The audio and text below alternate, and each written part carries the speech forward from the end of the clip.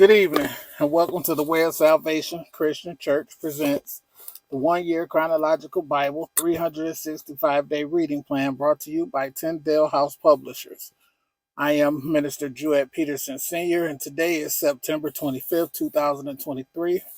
Actually, it's September 26th, 2023, third day of the week, and we are on day 51. And we'll be reading from the New Living Translation, Leviticus chapter 12, Leviticus chapter 13, and Leviticus chapter 14, verses 1 through 32. But first, we're going to sing a hymn from the Adventist Hymnal, page 469, Leaning on the Everlasting Arms. What a fellowship, what a joy divine, leaning on the everlasting arms. What a blessedness, what a peace is mine, leaning on the everlasting arms. Leaning, safe and secure from all alarms. Leaning on Jesus, leaning on the everlasting arms. Oh, how sweet to walk in the pilgrim way, leaning on the everlasting arms. Oh, how bright the path grows from day to day, leaning on the everlasting arms. Leaning, safe and secure from all alarms. Leaning on the everlasting arms.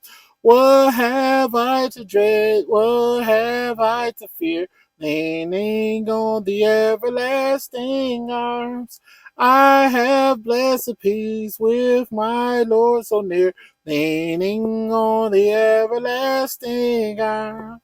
Leaning on Jesus, safe and secure from all alarm. Leaning on Jesus, leaning on the everlasting arms. Leaning, safe and secure from all alarms. Leaning on the everlasting arms. Amen. Now we'll be reading Leviticus chapter 12, Leviticus chapter 13, and Leviticus chapter 14, 1 through 32, in the New Living Translation. And the word of the Lord says, Purification after childbirth, chapter 12, verse 1. The Lord said to Moses, Give the following instructions to the people of Israel. If a woman becomes pregnant and gives birth to a son, she will be ceremonially unclean for 7 days, just as she is unclean during her menstrual period. On the 8th day, the boy's foreskin must be circumcised. After waiting 33 days, she will be purified from the bleeding of childbirth.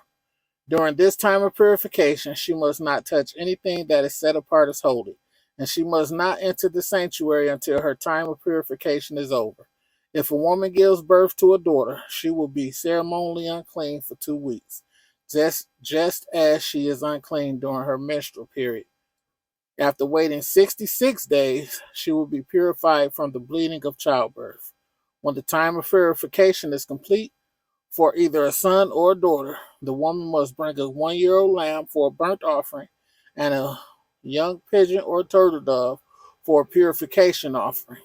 She must bring her offerings to the priest at the entrance of the tabernacle. The priest will then present them to the Lord to purify her. Then she will be ceremonially clean again after her bleeding at childbirth. These are the instructions for a woman after the birth of a son or a daughter. If a woman cannot afford to bring a lamb, she must bring 2 turtle doves or 2 young pigeons. One will be for the burnt offering and the other for the purification offering. The priest will sacrifice them to purify her, and she will be ceremonially unclean. She'll be ceremonially clean. Chapter 13 of Leviticus, verse 1. Serious skin diseases. The Lord said to Moses and Aaron, if anyone has a swelling or a rash or discolored skin that might develop into a serious skin disease, that person must be brought to Aaron the priest or to one of his sons. The priest will examine the affected area of the skin. If the hair in the affected area has turned white and the problem appears to be more than skin deep, it is a serious skin disease, and the priest who examines it must pronounce the person ceremonially unclean.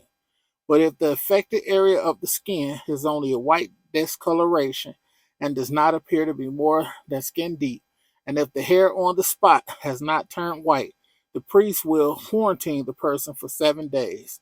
On the 7th day, the priest will make another examination.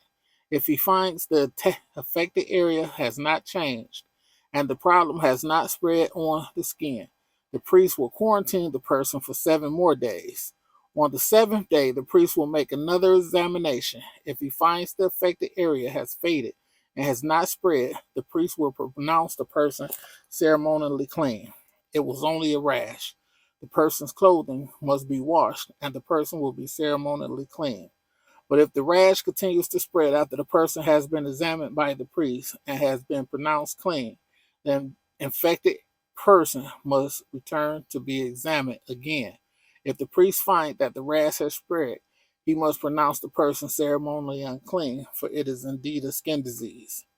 Anyone who develops a serious skin disease must go to the priest for examination. If the priest finds a white swelling on the skin and some hair on the spot has turned white, and there is an open sore in the affected area, it is a chronic skin disease, and the priest must pronounce the person ceremonially unclean. In such cases, the person need not be quarantined, for it is obvious that the skin is defiled by the disease. Now, suppose the disease has spread all over the person's skin, covering the body from head to foot. When the priest examines the infected person and finds that the disease covers the entire body, he will pronounce the person ceremonially clean. Since the skin has turned completely white, the person is clean. But if any open sores appear, the infected person will be pronounced ceremonially unclean. The priest must make the pronouncement as soon as he sees an open sore, since open sores indicate the presence of a skin disease. However, if the open sores heal and turn white like the rest of the skin, the person must return to the priest for another examination. If the affected areas have indeed turned white, the priest will then pronounce the person ceremonially clean by declaring, "You are clean." If anyone has a boil on the skin that has started to heal, but a white swelling or reddish white spot develops in its place, that person must go to the priest to be examined. If the priest examines it and finds it to be more than skin deep, and if the hair in the affected area has turned white, the priest must pronounce the person ceremonially unclean. The boil has become a serious skin disease. But if the priest finds no white hair on the affected area and the problem appears to be no more than skin deep and has faded, the priest must quarantine the person for 7 days. If during that time the affected area spreads on the skin, the priest must pronounce the person ceremonially unclean because it is a serious disease. But if the area grows no larger and does not spread, it is merely the scar from the boil, and the priest will pronounce the person ceremonially clean. If anyone has suffered a burn on the skin, and the burn area changes color, becoming either reddish white or shiny white, the priest must examine it. If he finds that the hair in the affected area has turned white and the problem appears to be more than skin deep, a skin disease has broken out in the burn. The priest must then pronounce the person ceremonially unclean, for it is clearly a serious skin disease. But if the priest finds no white hair on the affected area, and the problem appears to be no more than skin deep and has faded, the priest must quarantine the infected person for 7 days. On the 7th day, the priest must examine the person again. If the affected area has spread on the skin, the priest must pronounce that starting from verse 27. On the seventh day, the priest must examine the person again. If the affected area has spread on the skin, the priest must pronounce that person ceremonially unclean, for it is clearly a serious skin disease. But if the affected area has not changed or spread on the skin and has faded, it is simply a swelling from the burn. The priest will then pronounce the person ceremonially clean, for it is only the scar from the burn. If anyone, either a man or a woman, has a sore on the head or chin, the priest must examine it. If he finds it more than skin deep and has fine yellow hair on it, the priest must pronounce the person ceremonially unclean. If it is a scabby score, it is a scabby sore of the head or chin. If the priest examines the scabby sore and finds that it is only skin deep but there is no black hair on it, he must quarantine the person for 7 days. We're stopping at verse 31. Excuse me so much. Hello? How you doing, Eric?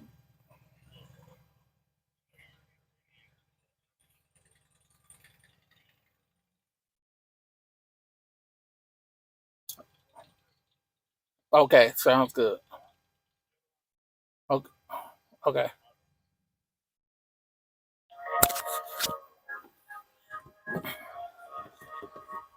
So we stopped at, we're going to go all the way back up to verse 29. Start over. Excuse the music. I'm broke down. The guy said I needed a radiator, so they got to tow me. So just excuse me. If anyone, either a man or a woman, has a sore on the head, verse 29, or chin, the priest must examine it. If he finds that if he finds it is more than skin deep and has fine yellow hair on it, the priest must pronounce the person ceremonially unclean. It is a scabby sore of the head or chin. If the priest examines the scabby sore and finds that it is only skin deep but there is no black hair on it, he must quarantine the person for 7 days. On the seventh day, the priest must examine the sore again. If he finds that the scabby sore has not spread and there is no yellow hair on it, and it appears to be only skin deep, the person must shave off all hair except the hair on the affected area. Then the priest must quarantine the person for another 7 days. On the seventh day, he will examine the sore again. If it has not spread and appears to be no more than skin deep, the priest will pronounce the person ceremonially clean.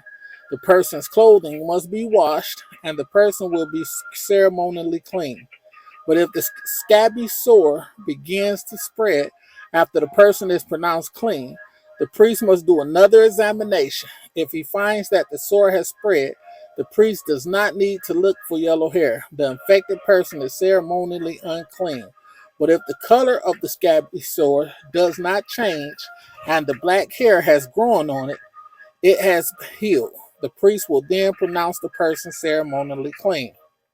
If anyone, either a man or a woman, has shiny white patches on the skin, the priest must examine the affected area. If he finds that the shiny patches are only pale white, this is a harmless skin rash, and the person is ceremonially clean. If a man loses his hair and his head becomes bald, he is still ceremonially clean. And if he loses hair on his forehead, he simply has a bald forehead. He is still clean. However, if a reddish white sore appears on the bald area at the top or back of his head, this is a skin disease. The priest must examine him, and if he finds swelling around the reddish white sore anywhere on the man's head, and it looks like a skin disease, the man is indeed infected with a skin disease and is unclean. The priest must pronounce him ceremonially unclean because of the sore on his head. Those who suffer from a serious skin disease must tear clothing. Those who suffer from a serious skin disease must tear their clothing and leave their hair uncombed. They must cover their mouth and call out, unclean, unclean, as long as the serious disease lasts. They will be ceremonially unclean. They must live in isolation in their place outside the camp. Treatment of contaminated clothing. Now, suppose mildew contaminates some woolen or linen clothing, woolen or linen fabric, the hide of an animal, or anything made of leather. If the contaminated area in the clothing, the animal hide, the fabric, or the leather article has turned greenish or reddish, it is contaminated with mildew and must be shown to the priest. After examining the affected spot, the priest will put the article in quarantine for 7 days. On the seventh day, the priest must inspect it again. If the contaminated area has spread, the clothing or fabric or leather is clearly contaminated by a serious mildew and is ceremonially unclean. The priest must burn the item, the clothing, the woolen or linen fabric, or piece of leather, for it has been contaminated by a serious mildew. It must be completely destroyed by fire.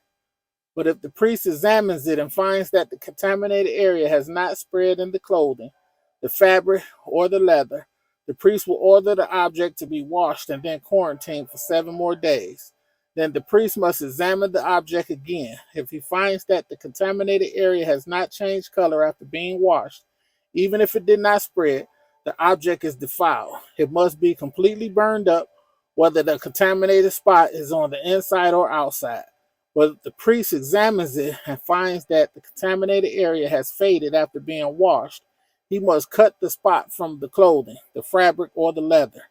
If the spot later reappears on the clothing, the fabric, or the leather article, the mildew is clearly spreading and the contaminated object must be burned up. But if the spot disappears from the clothing, the fabric, or the leather article after it has been washed, it must be washed again. Then it will be ceremonially clean. These are the instructions for dealing with mildew that contaminates woolen or linen clothing or fabric or anything made of leather. This is how the priest will determine whether these items are ceremonially clean or unclean. Chapter 14 of Leviticus, cleansing from skin disorders. We're going to be reading verses 1 through 32. Verse 1. And the Lord said to Moses, the following instructions are for those seeking ceremonial purification from a skin disease.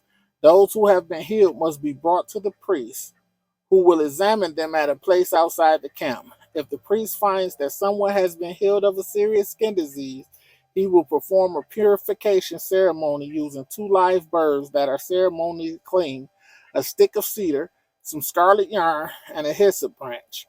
The priest will order that 1 bird be slaughtered over a clay pot filled with fresh water. He will take the live bird, the cedar stick, the scarlet yarn, and the hyssop branch, and dip them into the blood of the bird that was slaughtered over the fresh water.